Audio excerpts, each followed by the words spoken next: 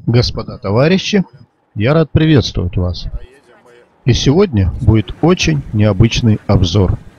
А для этого вернемся в замок Кокноса, чтобы показать и рассказать еще одну историю о замке.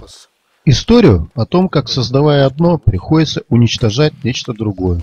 И потом прикладывать огромные усилия, чтобы не потерять то, что дошло до нас из глубины веков.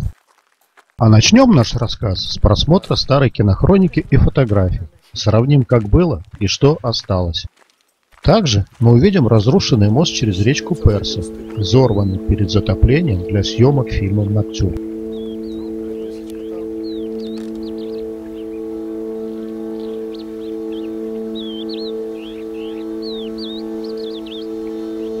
В 60-е годы прошлого века было принято решение пожертвовать красотой ради прогресса.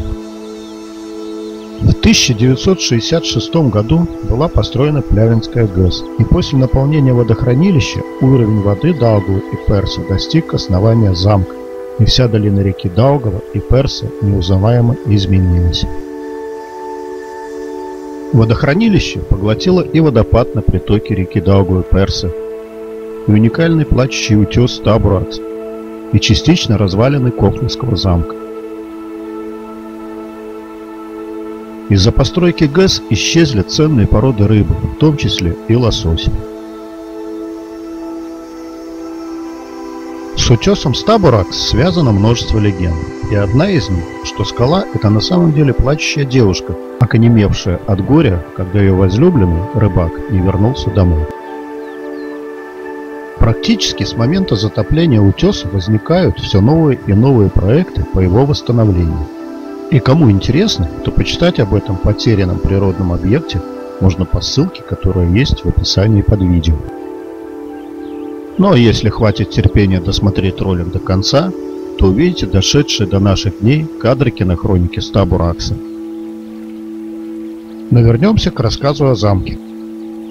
Как видно, сейчас воды Даугавы плескаются буквально у стен замка, но до постройки Плявенской ГЭС в 1965 году он возвышался над рекой на высоту более 40 метров. Из-за эрозии основания нижней части строения замок постепенно разрушался, что угрожало обвалом наружных стен. И в конце концов пришла пора принимать экстренные меры. В 90-е годы впервые в Латвии начались сложные гидротехнические работы такого масштаба по предотвращению дальнейшего разрушения замка. Под водой созданы бетонные защитные стены, которые спасают замок от дальнейшего разрушающего воздействия воды. Подробности о том, что было сделано для спасения замка, есть также в описании под видео.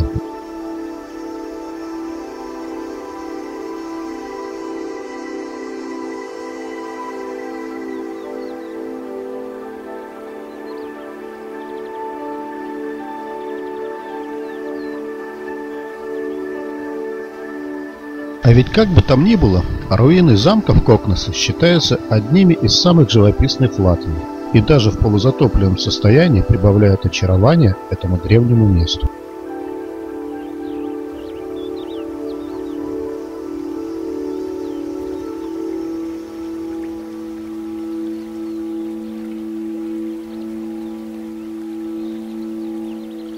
Вот оно, былое великолепие замка.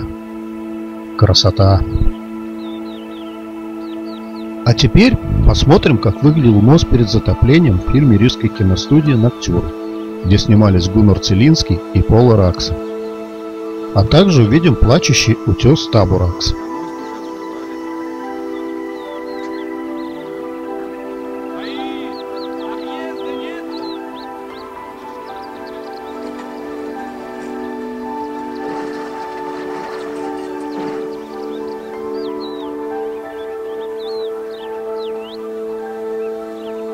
Ну, как-то так. Спасибо за просмотр. Подписывайтесь на мой канал. Всем удачи. Пока-пока.